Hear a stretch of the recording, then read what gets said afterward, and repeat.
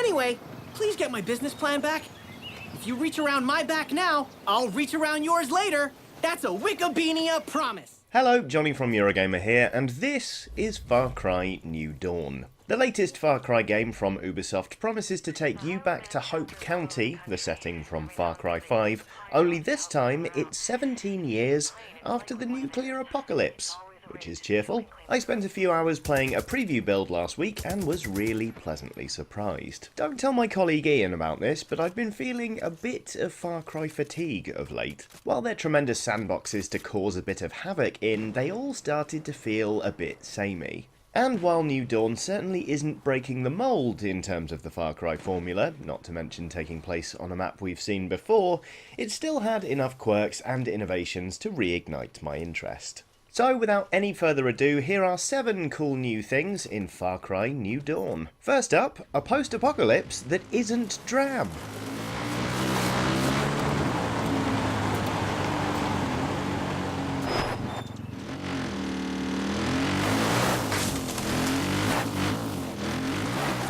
As I'm sure you've seen for yourself, video games set after the apocalypse tend to be a bit beige and miserable. West Virginia!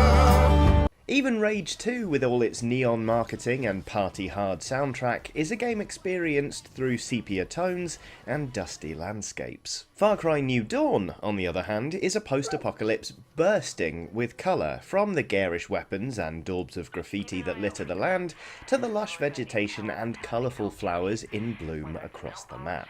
And, lest we forget, blood!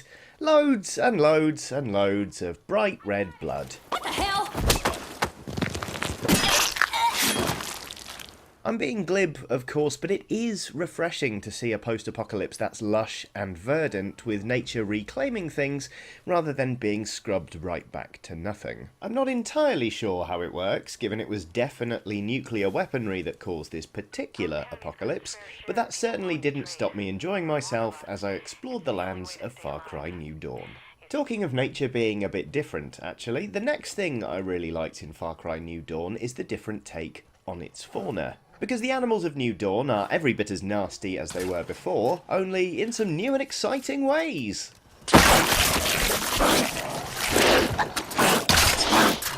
For one thing, many of the creatures that litter Hope County have mutated to become bioluminescent.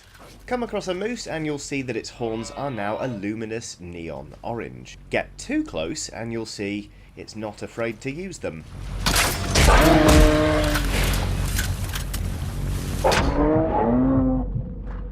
If you wander into the path of some deer at night, meanwhile, you'll see they now glow a charming shade of blue. And then there are the predators, whose eyes now glow menacingly, whether there's a light shining in them or not, which is perfectly horrible. Thank you very much for asking. I'll admit, it is a little disappointing that these changes are all cosmetic and don't change the way the animals behave, at least as far as I saw. Having a deer's head split open to reveal rows of razor-sharp teeth a la Stranger Things or John Carpenter's The Thing would be brilliant. But even without radical mutations such as these, the wildlife is still different enough to be worth admiring.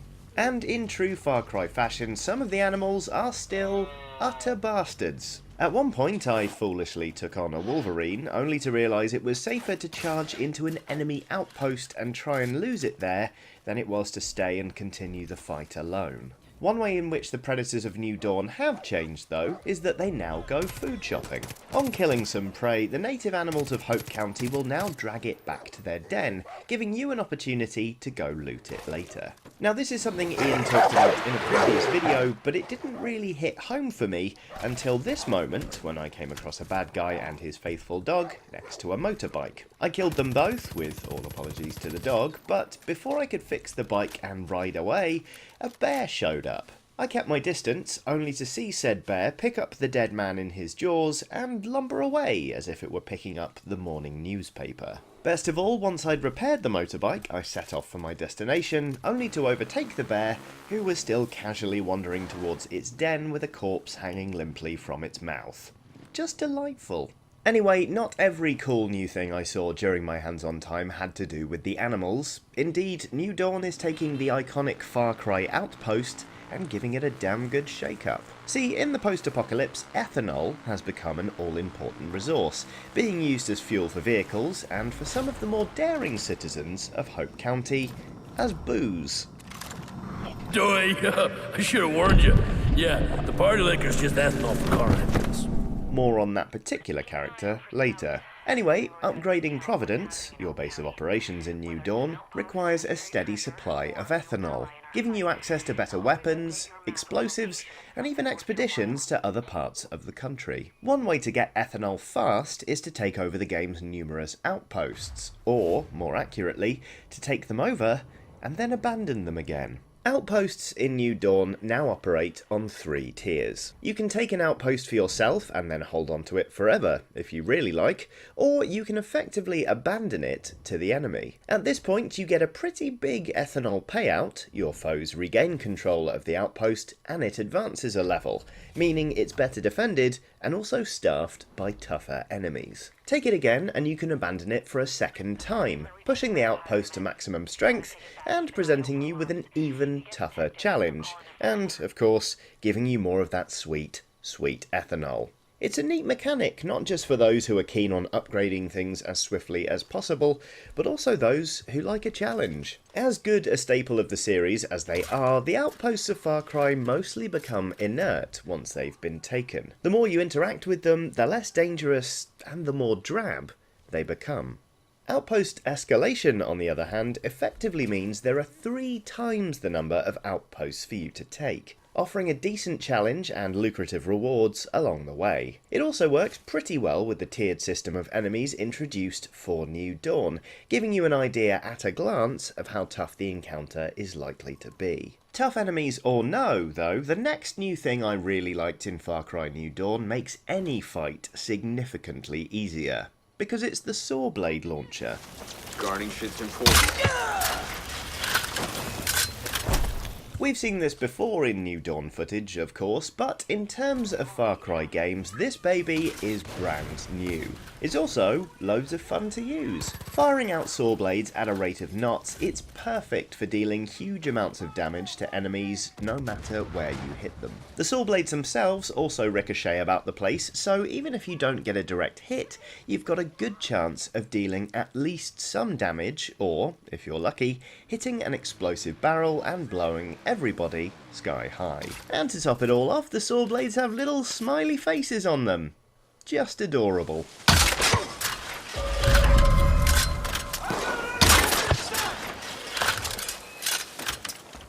The saw blade launcher packs some serious punch, although in order to compensate, you can't carry very much ammo for it. That's at the beginning of the game, at least. The demo build I played kicked off at the very start of New Dawn, but assumedly ammo capacity upgrades are available at some point. While the ammo count is pretty meagre, mind you, you are at least able to recover the saw blades once they've been fired, so if you're diligent enough, you should always have at least one more salvo in you.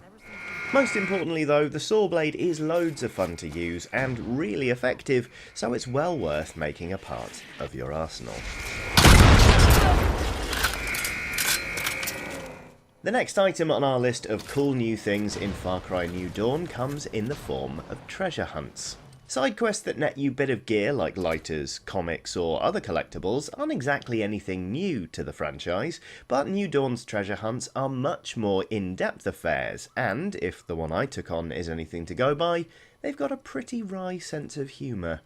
The treasure hunt I completed was called For Whom the Bear Tolls and involved an abandoned church with a locked door. By reading scraps of paper strewn about the place, I learned the key to the locked door was, rather fittingly, hanging around the neck of a bear. The bear, usefully enough, had been trained to respond to the ringing of the church bell, so it was just a matter of giving the bell a punch or two, and then running like hell while whittling the grizzly's health down to nothing. Retrieving the key from the corpse, of course, led to a locked room, which was absolutely stuffed with loot, including some really valuable stuff locked away in a safe. It was a brief diversion from New Dawn's standard action, but it was a good giggle nonetheless. Hopefully the other treasure hunts strewn about the place are of a similar quality. Now, do be warned, the next 2 points on our list of cool new things in Far Cry New Dawn contain story spoilers. While they aren't massive, if you want to start the next Far Cry completely cold, you'd best tune out now. Still with us? Right. You know how Herc always finds a way of showing up in Far Cry, whether he's blasting stuff from an aerolite or grunting prehistorically? Well, New Dawn is no exception. While I didn't get to see the big man for himself, I did at least manage to meet his cousin, and get this! Herc's got a baby! Welcome to Chateau Beauchamp, the loudest, smelliest place in all of Oak County. And the only spot where my little shit kicker likes to sleep when he's cranky. He's up there in the bro's nest now. We call him Blade. Yeah, he's my cousin Herc's baby, but we're raising him together. I tell you what, though, he's a real chip off the old block, loves farts and the sound of gunfire. It's like swaddling to him.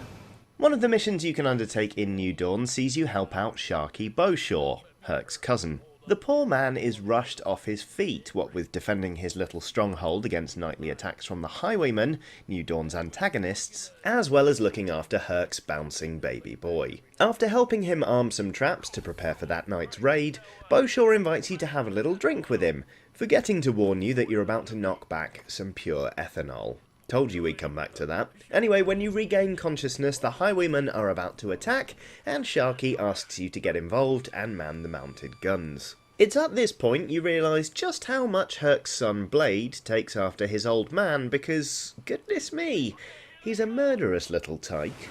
Hey, cutie, you want to help Mommy make the baddies go boom boom, Blade? Yeah? Okay, press the button. That's it, buddy. Ho, ho, ho! I'm so goddamn proud of you right now. I'm finna grind. Oh, shit. Not sure it's healthy to be teaching a child how to kill other people quite so enthusiastically, but hey, I guess the rules of parenting have to change at least a bit for the post-apocalypse, and you have to admit, the kid's a good shot. And finally, from murderous babies to murderous father figures now, because you'd best believe that Joseph Seed makes an appearance in Far Cry New Dawn. With this game taking place on the same map as Far Cry 5, you can, of course, go visit the starting island where the previous game's action began and finished. New Eden is most definitely still inhabited in this new post-apocalyptic world, but I'll be honest, my first visit didn't exactly go as I'd planned.